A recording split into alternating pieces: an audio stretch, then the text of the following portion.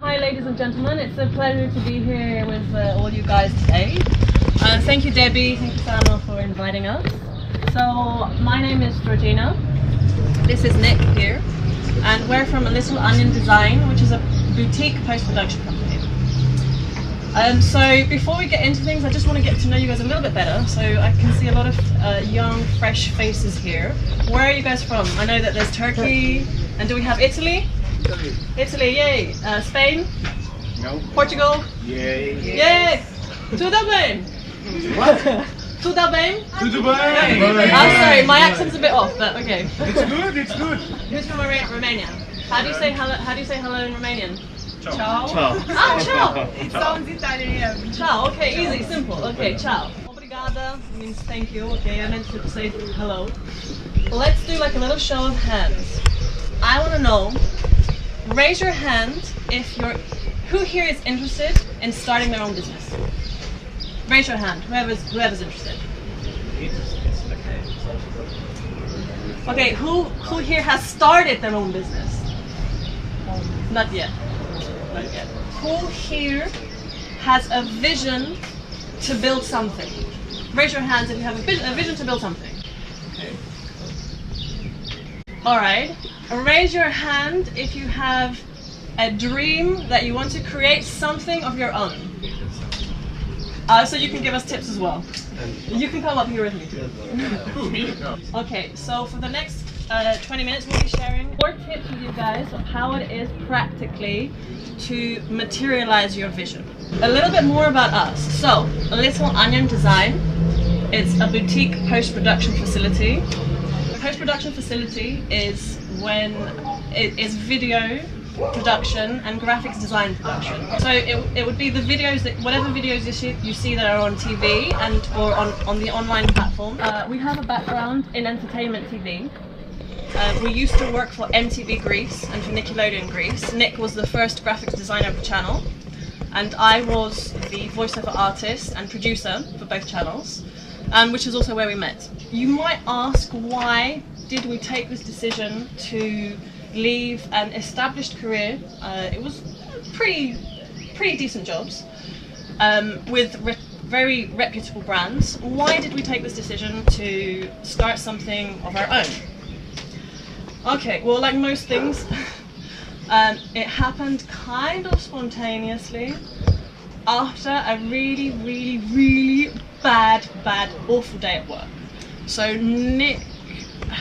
after Nick had had one too many arguments with a very difficult person at work, he returned home and was like, okay, you know what, I just can't do it, it's not my vision, I want to do something else. So this was the start, this is how it happened. The next step was that we started discussing this with friends and family, and colleagues as well.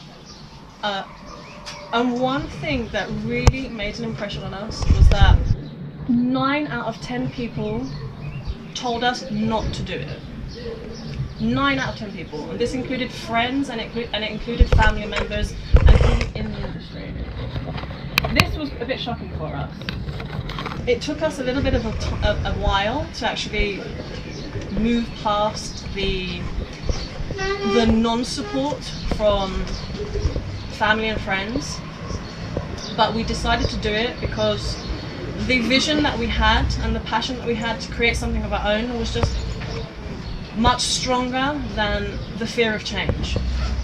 So this first step of actually taking the first step is the hardest, of taking the step onto your own path. It's really important to take the first step, no matter how small it is, no matter what it is. It could be something as simple as registering your domain. It could be as simple as speaking to 3 people who are in the same field that you want to break into, but who are a few steps ahead of you. The smallest steps make the biggest difference. Okay, so tip 1, take the first step, no matter how small, no matter what. So I would really love to hear from you guys. The guys who raised your hands before with the question of what your vision, if you have a vision and if you have a dream, what is one of the first steps that you guys can take to plan it? Like a brainstorming by myself or by other groups with other friends, and just try to make a good plan. Okay. Yep, sounds good. And you would plan it with people who like-minded people? The fair people, you know, to feel the contact, the synergy with the people. You can't do this with other people which you don't know really well. You raise a really good point, because it's also very important to be with people who support you and who also have a very similar vision. Or it might not be a similar vision, but they believe in your dream. And the gentleman here with the Metallica t-shirt. You may need to meet the people who has experience. I mean, about ideas. You should ask who has experience about this. Get the new ideas about it. This is actually a really good point because it's much. Yep. Sorry. Because if you don't know what's gonna happen, you cannot have any plan. I think. That's a very good point. It's a very good point, and it makes things much easier if you also seek out people who are 5 steps from where you want to be, because you also gain their experience. It's a tip that we also found that worked for us. What skills do you think you need to start your own business? Raise your hand if you think you need marketing skills. Raise your hand if you think you need business skills. Raise your hand if you think you need PR skills. Raise your hands if you think you need persistence to go through challenges and setbacks. The patience to see things through. For us, the most important skill is persistence to see things through, and the patience to also see things through, because it's not going to be easy. Things are going to go tits up from the beginning, and all these other skills that you guys mentioned, yes, they're very important. Communication, marketing, business skills are very important, but whatever you learn before you start doing it, actually doing it practically, you're not ready for it. It's something that you pick up and learn on the job. So it's an experiential process completely. We like to think of ourselves, we like to make things a little bit more fun.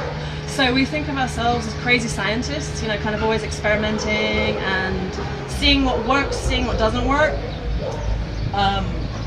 And this allows us to pivot as well. If something, for example, we may have an idea and then practically see that it's not going the way it needs to go. So we allow ourselves to kind of change direction.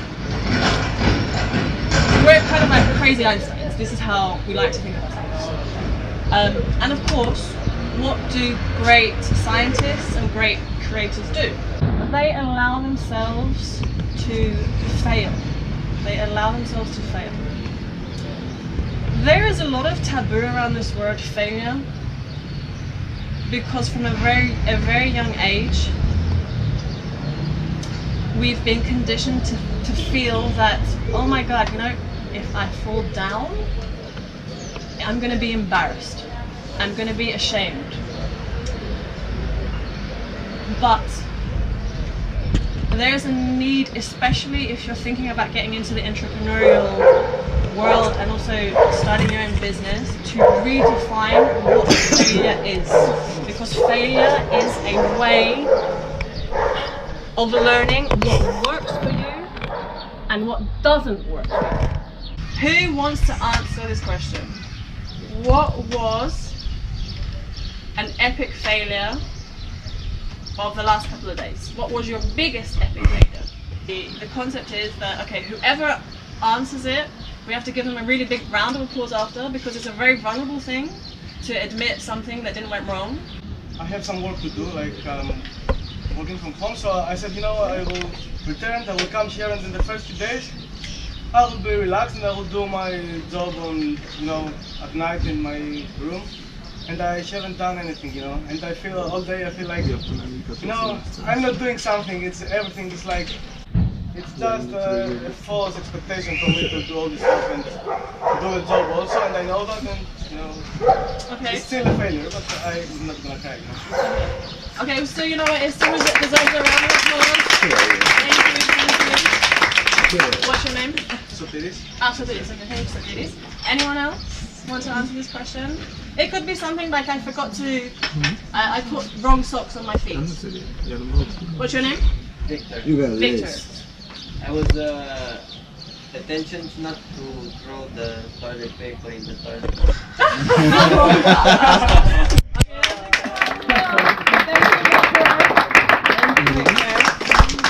Anyone else? What? I forgot to take a medicine, for example. Okay. Was it life-threatening? No. Thank God. I'm still alive. Okay. What's your name? Thank you, Yannis. Okay. A look to your website. One thing, you got previous experience in MTV. Okay, but these are technical stuff. More of them, most of them. I see post-production. You make it in different levels. Okay. Yes. So you got technical people working for you. I mean, you are in the marketing, or you are in the technical part of it. I'm the marketing. I'm marketing. Oh, so you get I clients. am the technical part. Oh, sorry. I am the motion graphic designer. Can I ask you which kind of software you use? Mostly After Effects. After Effects, okay. And Maya for the 3D? Maya, no, I don't really know it. I used to work on 3D Studio Max. I started at Studio Max. In Italy, there are a couple of businesses like yours, okay, but they are trying, they are successful in it, to work with the cinema. I mean, for the movies. Okay. You make mostly commercial stuff. Yes. Mostly television, mostly broadcasting. Television and okay. Cinema is another part. It's somehow a closed group.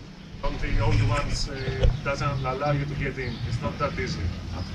And mostly cinema is for documentary stuff, but they also go to television. Okay. So cinema is it's a red line somehow. Okay. Thank you. Thank you guys for answering these questions. I know sometimes it's not very easy to admit to our failures, but this is part of a process that helps redefine it as well. And it makes things not that serious. You know, if you're always thinking about things and taking things seriously, things get boring and just too stressful very quickly.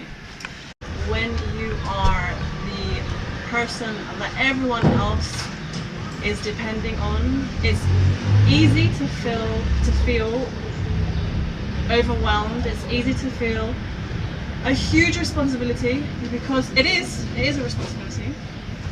And so often you take on multiple roles. You're not just the CEO, you know, you're going to be the accountant. You need to know what's happening in your finances. You need to take the role of communications manager. You need to take the role of public relations. You need to take the role of, if it's a technical job, you need to have the technical knowledge. So, okay, you know what, yes, it's true, things can get serious and overwhelming very, very quickly. A pattern of working more than 8 hours, especially in the beginning, and of working on the weekends as well. It's something that happens to all new startup owners and businesses, which just leads to burnout. And after, you know, like, reevaluating things, there's no need to lead things to burnout. There's no need to lead things to burnout. Health comes first. You can calm down and not take things so seriously. Make it fun. Schedule in time for yourself, for a hobby, for your family, for your friends. Because things just become very, very serious very quickly, and it doesn't become sustainable if you're working really long hours. And I say this because I know, like, especially in the beginning, it's going to be the easiest thing for you to kind of like want to work at really odd hours, work 12 hours a day, work on the weekends as well. It leads to burnout. It leads to burnout. So tip number 4 is play. Make it fun. if it's fun, it's sustainable. If it's sustainable, it's fun. So you guys, for you guys to be here, it means that you've already chosen an unconventional, non-9-to-5 lifestyle. Okay? The trick is to realize that there are no rules. There are no rules, especially when you choose this lifestyle. There are no rules. We make the rules. We can break the rules, and we can certainly change them when we see fit. Lay strong foundations, be true to your vision, trust the others around you to do what they need to do. Trust your instinct, always. Everyone will tell you not to do it. If you want to do it, do it.